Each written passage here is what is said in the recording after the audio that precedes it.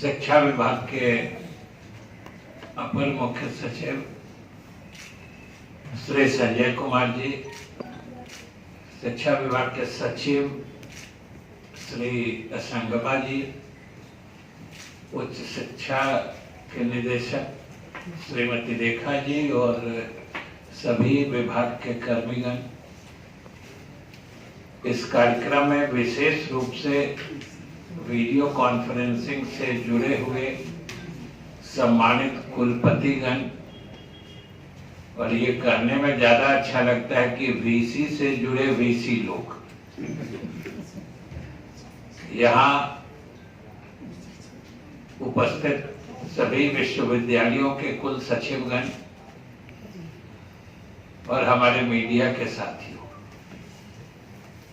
यह बिल्कुल सही बात है जैसा कि हमारे अधिकारियों ने आपसे साझा किया है कि आज का दिन शिक्षा विभाग के लिए एक विशेष महत्व का दिन है। विशेष रूप से उच्च शिक्षा के क्षेत्र में आप सबने देखा है कि आज हम लोग 3 विशेष रूप से तैयार किए गए पोर्टल्स की शुरुआत कर रहे हैं, उसका लॉन्च कर रहे हैं।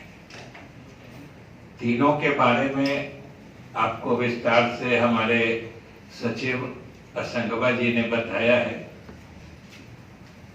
और तीनों का महत्व हम समझते हैं कि आप सब लोग समझते हैं कि आज ये तीनों गतिविधियां जिनके संबंध में इन पोर्टलों का लॉन्च हुआ है, ये तीनों महत्वपूर्ण है और बहुत ही प्रासंगिक है। ये दिन रात का काम होता है और लगातार इससे जुड़े कार्यों का निष्पादन विभाग या निदेशालय के द्वारा किया जाता रहा है।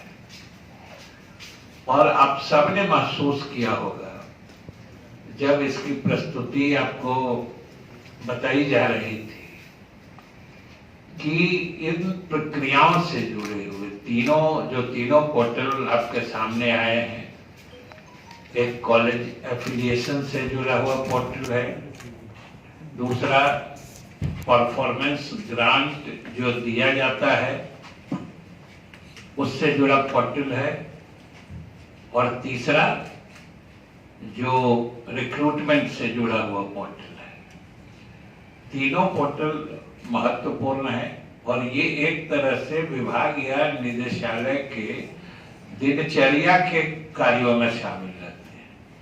रोज इनके संबंध में कुछ न कुछ काम विभाग में चलते रहता है और आपने देखा है कि किस ढंग से पोर्टल को सुगम और सुविधापूर्ण बनाया गया है कि जिस प्रक्रिया को करने में या जिस प्रक्रिया को पूरा करने में कितना समय और कितनी परेशानी होती थी, आज वो सुगमता से कोई भी शिक्षण संस्थान अपनी जगह से वो उस काम को कर सकते हैं। और यही जब जो आज के जमाने में जो हमारी सूचना प्रौद्योगिकी इतनी विकसित हुई है, तो उसका लाभ उठाना ये हर दृष्टिकोण से उचित ही नहीं है। अब तो एक तरह से अपरिहार्य बनते जा रहा है, क्योंकि अगर हम नहीं उठाते हैं तो सिर्फ और सिर्फ परेशानी आती है और लोग हर तरीके से परेशान होते हैं, कई तरह की शिकायतों को पैदा करता है। और सबसे बड़ी बात जो इस तरह के पोर्टल के लॉन्च होने से होता है वो होता है जो आपको हमारे अपर मुख्य सचिव और सचिव महोदय ने बताया कि इससे पहली चीज ट्रांसपेरेंसी आती है, पारदर्शिता आती है, और दूसरी चीज अकाउंटेबिलिटी आती है, जिम्मेदारी जो करते हैं, उत्तरदायित्व का निर्धारण होना आसान हो जाता है। अब समझिए कि जैसे एफिलिएशन की बात ले लीजिए, तो एफिलिएशन के लिए अब कितने कागजात चाहिए, जमीन संबंधी दस्तावेज चाहिए, कितने कमरे हैं, क्या क्या, कितने डेस्क बेंच से लेके कितने शिक्षक हैं, किस विषय में मान्यता है नहीं है, कई तरह की चीजें होती हैं। और उन सब से जुड़े कागजातों या दस्तावेजों का अगर फोटोकॉपी या मूल प्रति ही देनी पड़ी तो समझ सकते हैं कितना मोटा लंबा चौड़ा ये हो जाता है। और देखने ही में अगर इतने मोटे दस्तावेज आपको जांच के लिए दे दिए जाए तो समझिए कि देखने और जांच करने वाले के लिए भी भारी परेशानी का सबब होता है, कारण होता है। और कभी कभी तो इतनी उलझी हुई बातें होती हैं या बातें इतनी उलझ जाती हैं कि उनको सही ढंग से अलग अलग करके समझना या उन पर कोई कार्रवाई करना भी बड़ा दुरूह काम हो जाता है।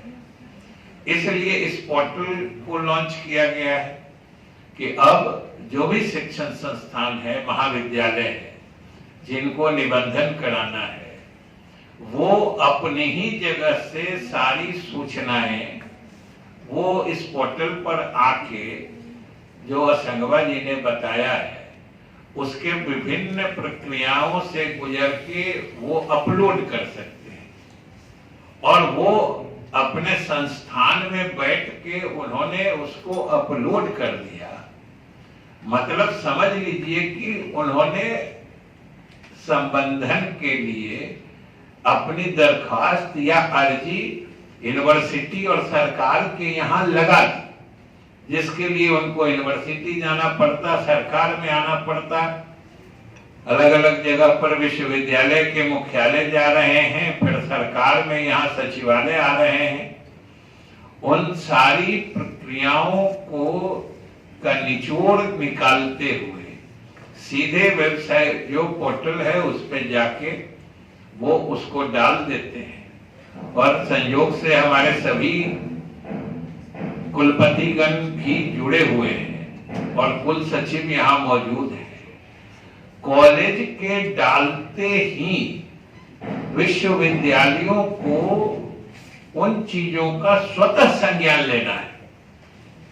ये विश्वविद्यालयों को नोट करने की बात है कि ये नहीं है कि अगर महाविद्यालय ने पोर्टल पे अपनी सूचना या अपनी सारी जो रिक्वायर्ड इंफॉर्मेशन है वो डाल दी है तो फिर उस संस्थान का कोई आदमी फिर विश्वविद्यालय या सरकार के यहाँ संपर्क करे, उस भरोसे न विश्वविद्यालय को बैठना है न सरकार को जिन चीजों को देखनी है उसके लिए इंतजार करना है। अगर कॉलेज ने डाल दिया इंफॉर्मेशन तो विश्वविद्यालय स्वतः संज्ञान लेगा और उन चीजों की स्क्रीनिंग, स्क्रूटनी या जो भी कहिए संबंधित चीजों की जांच करके वो तिथियां भी बता दी गई हैं।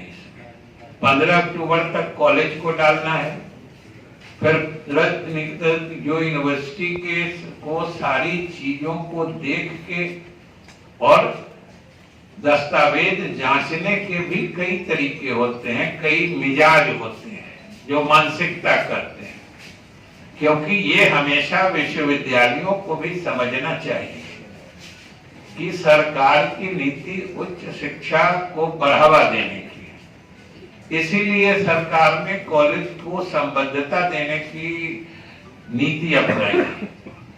तो संबद्धता प्रदान करने के लिए जिन आवश्यक शर्तों को पूरा करने की जरूरत होती है उनमें अगर कोई कमी है, कमी दिखती है तो उसको पूरा करवाने की व्यवस्था करनी चाहिए।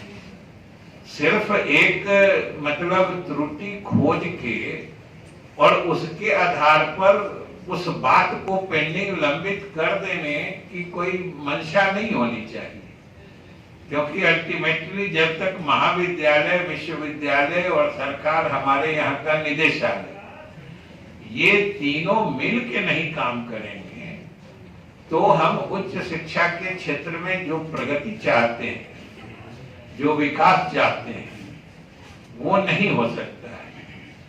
और एक बार यूनिवर्सिटी ने अगर सारी चीजों की जांच पड़ताल कर ली है, फिर उनको तुरंत सरकार के यहाँ भेजना है, क्योंकि ये तय है कि जब तक विश्वविद्यालय से अनुशंसा होकर सरकार के द्वारा उसका अनुमोदन नहीं होता है, तब तक संबद्धता जायज नहीं होती है।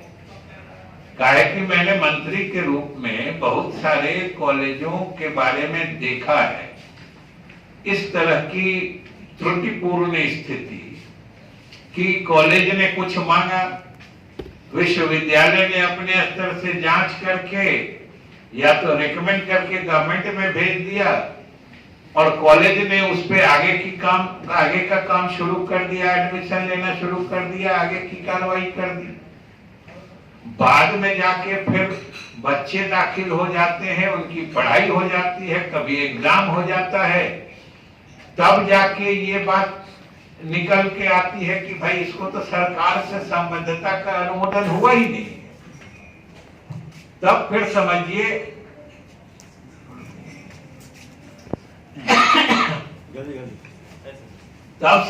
कि वो बीच में आप सब समझते हैं कि कितनी दुखद स्थिति होती है कि सरकार के यहां से संबद्धता मिली नहीं, विश्वविद्यालय ने सिर्फ अनुशंसा की और महाविद्यालय के द्वारा नामांकन से लेके पढ़ाई से लेके परीक्षा की बात विश्वविद्यालय ने चूंकि अनुशंसा कर दी है, इसलिए विश्वविद्यालय भी परीक्षा लेना प्रारंभ कर देता है।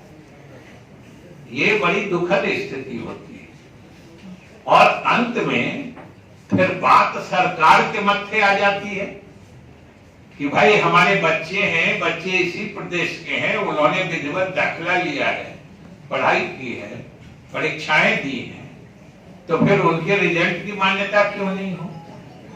तो इस तरह की दुखद स्थिति अगर आती है तो उसके लिए तो हम ही तीनों में से कोई जिम्मेवार है। महाविद्यालय है, विश्वविद्यालय है, निदेशालय है।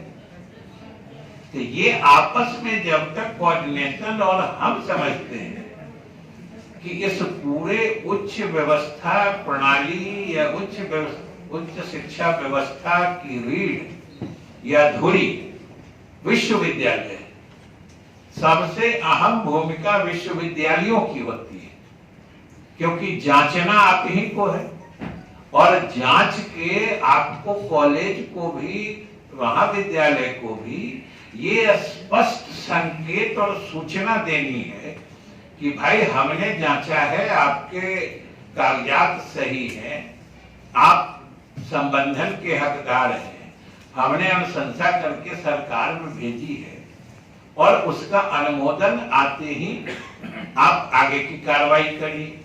जब तक सरकार से नहीं अनुमोदित होता है आपको आगे नहीं बढ़ना है कि आखिर ये कॉलेज को तो बताना होगा, नहीं तो अंत में फिर कोई दुखद स्थिति उत्पन्न होती है और पूरे सरकार के लिए सिरदर्द बनता है।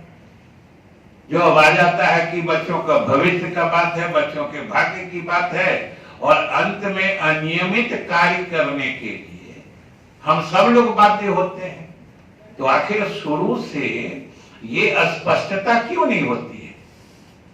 सरकार तो अपनी बात विश्वविद्यालयों को कहती है, लेकिन वे ये कर्तव्य या ड्यूटी तो विश्वविद्यालयों को है कि वो सरकार के द्वारा निर्धारित सभी चीजों, नियमों या जो भी तरीके हैं उसकी विधिवत सूचना महाविद्यालयों को दे और उसी हिसाब से कॉलेज में विश्वविद्यालय काम करे। नहीं तो कभी देखते हैं किसी पढ़ाई के बारे में होता है, किसी विषय का विश्वविद्यालय ने दे दिया, किसी में अपने स्तर से दे दिया, ने गवर्नमेंट में भेजा तो फिर वहां कॉलेज ने शुरू कर दिया बिना विधिवत अनुमोदन की। तो ये सब स्थिति आने से अनावश्यक तनाव भी होता है और परेशानी का भी आलम बनता है। इसलिए ये सब पोर्टल लॉन्च होने का या सरकार के द्वारा इसकी शुरुआत करने की जरूरत और प्रासंगिकता इस माने में अधिक है कि अब सब चीज सबके नजर में रहेगा। पोर्टल है तो कॉलेज ने कब डाला, यूनिवर्सिटी कब उसका प्रोसेसिंग कर रही है कि नहीं कर रही है, और इसमें भले हमारे कुल सचिवगण यहाँ पर हैं और शायद आप लोग का वर्कशॉप भी है, आज वर्कशॉप भी है। जितने तरह की आपकी जिज्ञासाएं हैं, आशंकाएं हैं या यहाँ तक कि सुझाव है, इसको और सुगम बनाने का हमारे कुलपति गण भी, सभी सम्मानित कुलपति भी सुन रहे हैं बातों को। आपको पूरे इस प्रणाली में जो भी कमियां लगे, जो भी आपके सुझाव हैं, इसको बेहतर बनाने के लिए वो आप अपने कुल सचिव यहाँ पे मौजूद हैं, उनके माध्यम से सरकार और निदेशालय को दे सकते हैं। ये तो हम लोगों ने सरकार की तरफ से या निदेशालय की तरफ से जितनी चीजों की सोच और कल्पना की जा सकती थी, उन चीजों को समाहित करके बनाई गई है। लेकिन सुधार की तो हमेशा गुंजाइश होती है और सरकार, निदेशालय हमेशा उसके लिए तत्पर रहेगा। हो सकता है कोई और बहुमूल्य इसमें कुछ एडिशन जो होता है, कुछ अतिरिक्त चीज आपके माध्यम से आ सकती है, कुल सचिव और कुलपति के माध्यम से, हम लोग उनको भी इसमें इनकॉर्पोरेट करेंगे। हमारी मंशा तो सिर्फ इतनी है कि ये पारदर्शी तरीके से बिना खास विलंब के और बिना किसी के परेशानी के जितना सुगम तरीके से इस कार्य को मिलके हम लोग संपादित कर सकें, हमारा मकसद यही है। और हमें पूरा भरोसा है कि जो पोर्टल का रूप हमने देखा है, जिन चीजों को बताया गया है, निश्चित रूप से यह अपने मकसद में सफल होगा। वैसे समय समय पर इसमें आवश्यक सुधार तो किए ही जा सकते हैं। दूसरा, अनुदान वाली बात है। भाई, हमारे विश्वविद्यालय के सभी अधिकारी से लेके निदेशालय और हम लोग सरकार के यहाँ भी इसके संबंध में तरह तरह की शिकायतें मिलती रहती हैं कि सबको मालूम है कि वित्त रहित शिक्षा नीति को समाप्त करने के लिए सरकार ने यह अनुदान देने की प्रणाली शुरू की है कि हम उनके जो नतीजे आते हैं परीक्षाओं में, जो परीक्षा फल आते हैं, उसके आधार पर महाविद्यालयों को ग्रांट अनुदान देते हैं। इसीलिए परफॉर्मेंस ग्रांट करते हैं कि जितना बढ़िया, और इसके पीछे मकसद है कि सभी महाविद्यालय का चाहे प्रबंधन हो या वहां काम करने वाले हमारे शिक्षकगण हो, सभी लोग उत्साह से काम करेंगे जिससे अधिक से अधिक अनुदान पा सकें। और वह भी परीक्षा फल में श्रेणी आधारित है, जो फर्स्ट डिवीजन में कितने करेंगे तो कितना मिलेगा। इसलिए ये समझिए कि एक तरह से शिक्षा विभाग में जो दोहरी व्यवस्था वर्षों दशकों से चली आ रही थी, ये नीतीश कुमार की सरकार ने बहुत ही सोच समझ के वो समाप्त किया है। अब इसके सही रूप से क्रियान्वयन का दायित्व हम सब लोगों का है, विभाग का भी है, विश्वविद्यालय का भी है और महाविद्यालय का भी है। इसमें महाविद्यालय प्रबंधन की भूमिका भी बहुत महत्वपूर्ण है और उसका प्रशासकीय प्राधिकार होने के नाते यूनिवर्सिटी का रोल और ज्यादा इंपॉर्टेंट है कि भाई जो सरकार की मंशा है, और सरकार ने शुरू में ही कहा है कि ये जो भी हम ग्रांट देते हैं ये शिक्षकों और कर्मचारियों के लिए देते हैं, ये कॉलेज के विकास फंड के लिए नहीं जाता है। जो शिक्षक पढ़ाते हैं, इसीलिए इसको रिजल्ट से जोड़ा गया है। शिक्षकों की मेहनत से ही रिजल्ट अच्छा होता है, छात्रों की अच्छी पढ़ाई से। तो ये जो वित्त रहित शिक्षा नीति समाप्त की गई है और एक अच्छा अनुदान की नीति चलाई गई है, इसको सफलता से लागू करना चाहिए।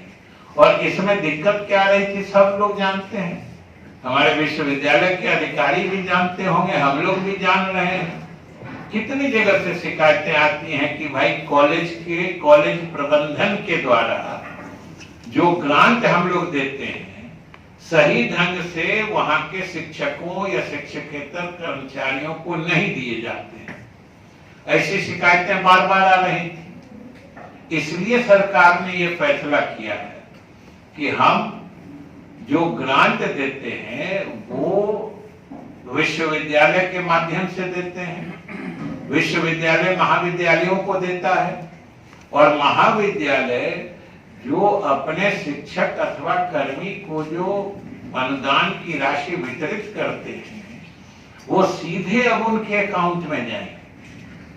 जो आपको बताया जा चुका है कि उनके अकाउंट में ही आरटीजीएस से आपको पैसे देने।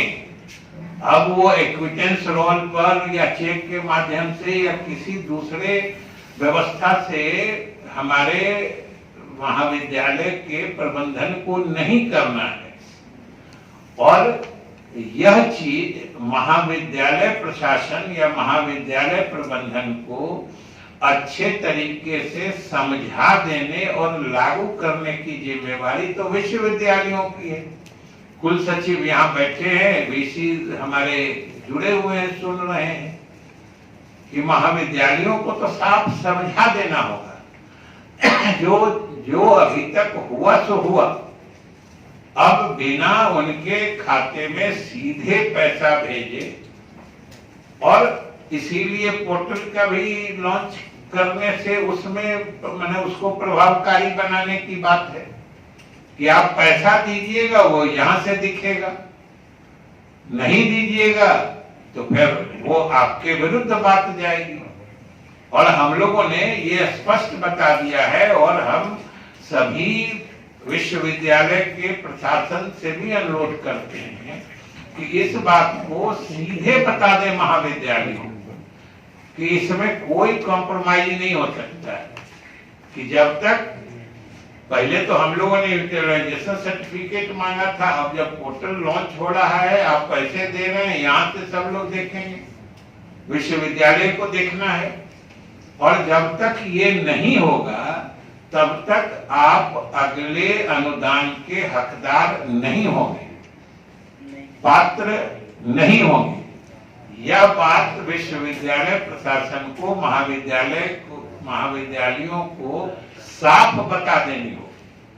उतना ही नहीं, जो हम लोगों ने विभाग की तरफ से सर्कुलर जारी कर दिया है कि सरकार के नियमावली के मुताबिक जो आपके आंतरिक संसाधन हैं, इंटरनल रिसोर्सेस हैं कॉलेजों के, उसका भी 70% सैलरी पर यानी शिक्षकों या शिक्षकेतर कर्मचारियों के वेतन आदि पर भुगतान करना है। आप 30% ही कॉलेज के विकास में लगा सकते हैं। इसके लिए भी आपको ऑडिटेड अकाउंट की प्रति जो पोर्टल पर भी डालना है, विश्वविद्यालय को भी भेजना है, सरकार को भी भेजना है।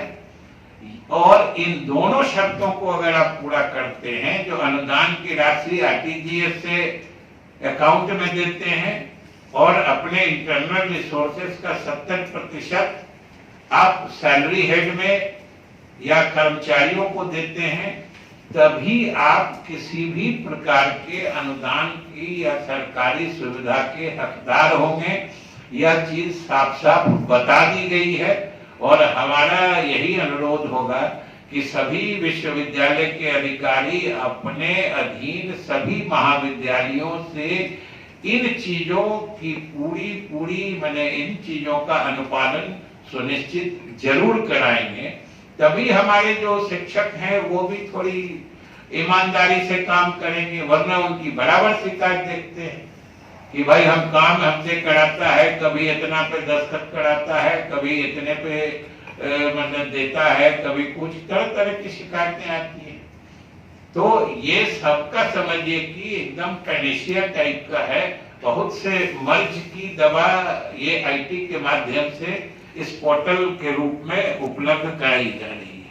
नियुक्तियों और नियुक्तियों के बारे में है कि ये तो पोर्टल पे इन्होंने शिक्षकेतर कर्मियों के ही संबंध में जिक्र किया है, ये आवश्यक भी है।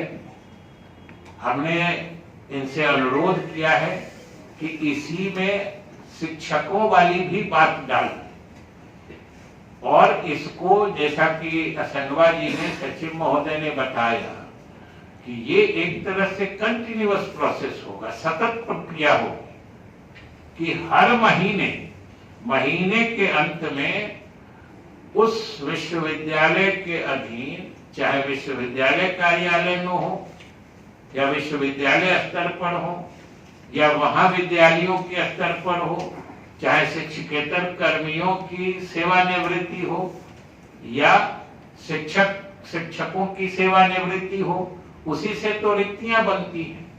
तो उन रिक्तियों की सूचना उस महीने के अंत में कंपाइल करके, संकलित और संग्रहित करके सरकार को निश्चित रूप से विश्वविद्यालय प्रशासन उपलब्ध करा दे, अपने अधीन महाविद्यालयों से सूचना ले ले और उन सूचनाओं को एकत्रित करके भेज दे, क्योंकि ये एक तरह से रेडी रेफरेंस रहेगा। हमेशा सरकार के स्तर पर इस बात का आभास या भान रहेगा कि हमारे कितने पद कहाँ रिक्त हैं, और सब हमारे कुलपति और कुल सचिव जानते हैं कि सरकार ने नियम बना दिया है कि अब कोई भी तृतीय श्रेणी या शिक्षकेतर कर्मियों की भी नियुक्ति विश्वविद्यालय या महाविद्यालय के स्तर से नहीं होगी। इन सब के लिए या तो एक स्वतंत्र आयोग बनाया जाएगा, और जब तक आयोग नहीं बनता है तब तक जो भी दूसरे आयोग इन कार्यों को करने की पात्रता और धारिता रखते हैं, उनके माध्यम से ये कराया जाएगा। चाहे कर्मचारी चयन आयोग है या कोई दूसरा आयोग या दूसरा कोई सरकारी जो इस तरह की संस्था है, उससे कराया जाएगा। ऐसी सूचना मिल रही है। सभी कुलपतियों और कुल सचिवों से अनुरोध है कि आप अपने विश्वविद्यालय में जरूर इसकी ताकीद कर लें कि भाई इस बीच में सरकार का जो सर्कुलर निकला है उसके बाद कहीं कोई नियुक्ति तो ना हुई है या हो तो नहीं रही है, क्योंकि फिर वही बात हो जाएगी। कहीं से कोई महाविद्यालय हो या विश्वविद्यालय हो, वो 20-25 आदमी की नियुक्ति कर देगा। एकाध विश्वविद्यालय में पहले से ये बात आ रही है, शायद सबके संज्ञान में है, विभाग के भी संज्ञान में है, जो गलत तरीके से नियुक्तियां कर दी जाती हैं और संचिकाओं में, दस्तावेज में स्पष्ट रूप से प्रमाणित रहता है जो इन नियुक्तियों को करने में सरकार द्वारा कोई निर्धारित प्रक्रिया नहीं अपनाई गई है, लेकिन नियुक्ति हो जाती है। 10, 20, 25, 50 लोग हो जाते हैं। आखिर सब लोग बिहार के ही होते हैं, सब लोग कहीं न कहीं से जुड़े होते हैं, और उनको हटाइए तो हंगामा, नहीं हटाइए तो अनियमित कार्य। इस बीच में जो सरकार या प्रशासन जो सैंडविच होता है, क्या दुविधा की स्थिति बनती है, आखिर इसकी जिम्मेवारी कौन लेगा? किसी को तो जिम्मेदार बनना पड़ेगा इस तरह के गलत कार्यों को नहीं करने के लिए। और हम समझते हैं कि इसमें विश्वविद्यालय प्रशासन की भूमिका सबसे महत्वपूर्ण है, क्योंकि बीच में देखना आप ही का काम है। सरकार तो नीतियां बना के केवल ये देखती है कि आप नीतियों से इधर उधर न जाएं, उतना ही देखती है, लेकिन उन नीतियों का क्रियान्वयन प्रभावकारी तरीके से हो, ये तो आप ही कर सकते हैं। और नहीं करने से फिर आपको भी परेशानी है, हमको भी परेशानी है। कभी कभी कोई नकारात्मक कदम उठाने पड़ते हैं जो हम लोगों का चॉइस नहीं होता है। किसी को आपने गलत ढंग से नौकरी दे दी, कोई 10 साल काम कर लेता है, कोई 20 साल काम कर लेता है। कितने जगह हमने देखा है अभी कई संचिकाओं में जो बात निकल के आ गई गलत नियुक्ति है, तो सिर्फ एक बैंक का निर्णय ले लिया कि उसको उसका वेतन बंद हो गया। अब सोच लीजिए, वेतन बंद है लेकिन उस गलत नियुक्ति को अंडू करना या उसको निरस्त नहीं किया गया। अब कितनी दुखद स्थिति है, सो देखिए कि वेतन बंद है लेकिन वो आदमी ड्यूटी कर रहा है। ये सब स्थिति मेरी समझ से अनजाने में नहीं हो सकती और ये अंत में सरकार का सिरदर्द बनती है, जो बिल्कुल ही लाजमी नहीं है और ऐसा करना कभी उचित नहीं माना जा सकता है। और गलत नियुक्ति करना गलत है, बाद में डिटेक्ट हो जाए, बात सामने आ जाए कि गलत नियुक्ति है, तो सिर्फ तनख्वाह बंद करके उसको सर्विस में कंटिन्यू कराना, ये तो समझिए डबल फॉल्ट। ये और ज्यादा परेशानी है। कल हो के आप उसका कोर्ट में ग्राउंड बना रहे हैं, जो हमारा तनख्वाह कहा, हमको हटाया नहीं, हम 10 साल से बिना तनख्वाह का काम कर रहे हैं।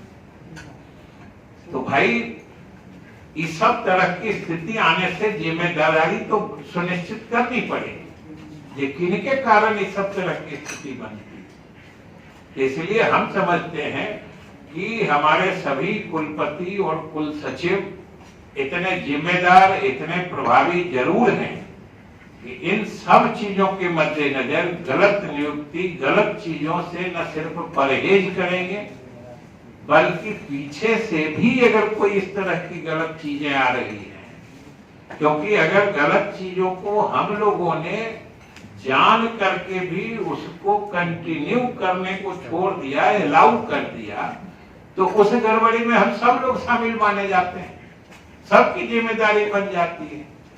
तो हम कोई बहुत पीछे की जिम्मेदारी सुनिश्चित करके और फिर उन पर कार्रवाई दंडात्मक हो ही जाए, भले हम इसमें रुचि नहीं रखते हो, लेकिन भाई इतनी सरकार की मंशा और हम लोगों की रुचि जरूर है कि कोई गलत काम किसी कारण, किसी परिस्थिति से चला आ रहा है या हो रहा है और हम और आप कन्विंस हैं कि ये बात गलत है, तो उसको कम से कम आगे तो किसी रूप में नहीं चलना चाहिए, क्योंकि अगर आगे चला तो फिर हम सबकी जिम्मेवारी है और वो सुनिश्चित की जाएगी।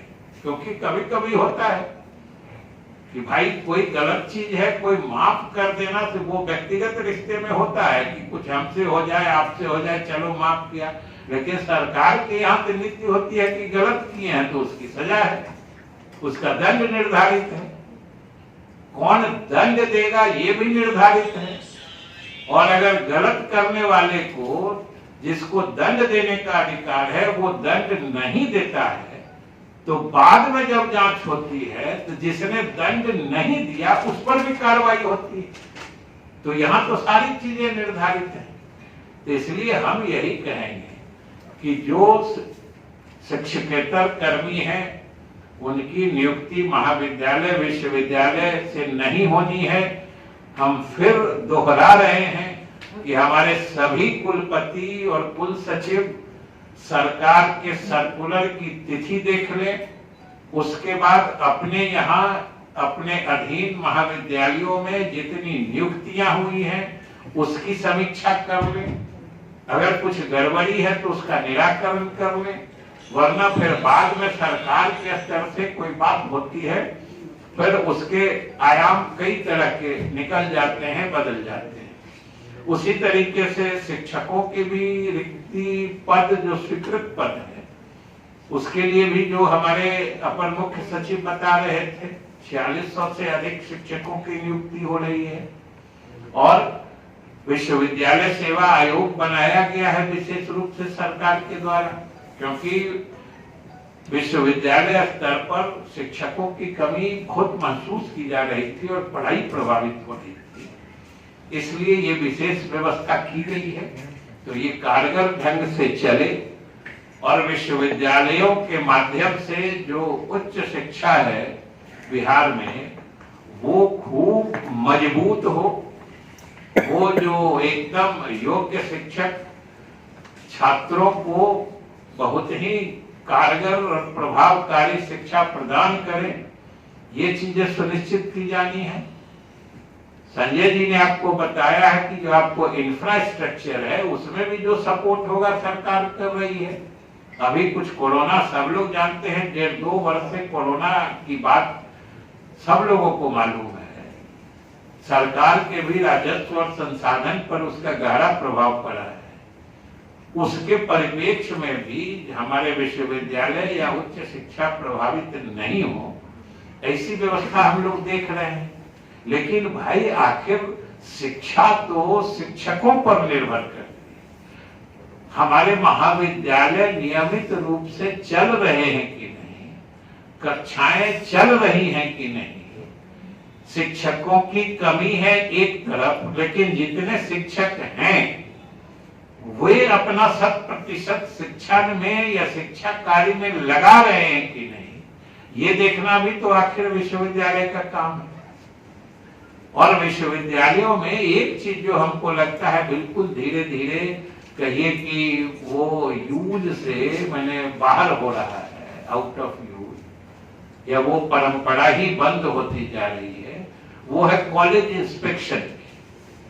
हमारे महाविद्यालयों के निरीक्षण, और हमको याद है हम लोग पढ़ते थे कॉलेज में या उससे भी पहले, तो कॉलेज में भी अचानक से कभी कॉलेज इंस्पेक्टर आ गए, कभी वाइस चांसलर आ गए, कभी रजिस्ट्रार आ गए, किसी क्लास में बैठ गए, जो शिक्षक पढ़ा रहे हैं उनके पढ़ाई में दम है कि नहीं है वो भी देखते थे। लेकिन ये परंपरा जो बिल्कुल छूटती जा रही है, इसको भी बरकरार करने की जरूरत है। और हम समझते हैं कि सभी हमारे विश्वविद्यालय के पदाधिकारी सक्षम हैं और इसको कर सकते हैं। तभी उच्च शिक्षा के क्षेत्र में जो हमारे मुख्यमंत्री नीतीश कुमार जी का भी जो सपना है GER बढ़ाने का और छात्रों का भविष्य उज्जवल करने का, हम अपने मकसद में कामयाब होंगे। इन्हीं शुभकामनाओं के साथ हम खास तौर से अपने सभी वरीय पदाधिकारियों का, जो हमारे अपर मुख्य सचिव के नेतृत्व में जो उच्च शिक्षा निदेशालय है, और विशेष रूप से असंगवा जी जिन्होंने इन पोर्टलों को बनाने में, इसके निर्माण में अहम किरदार निभाया है, हम इन सभी लोगों को बधाई देते हैं और शुभकामनाएं देते हैं कि आने वाले समय में उच्च शिक्षा से जुड़े अनेक परेशानियों का जवाब या काट इन पोर्टलों के माध्यम से होगा। बहुत बहुत धन्यवाद।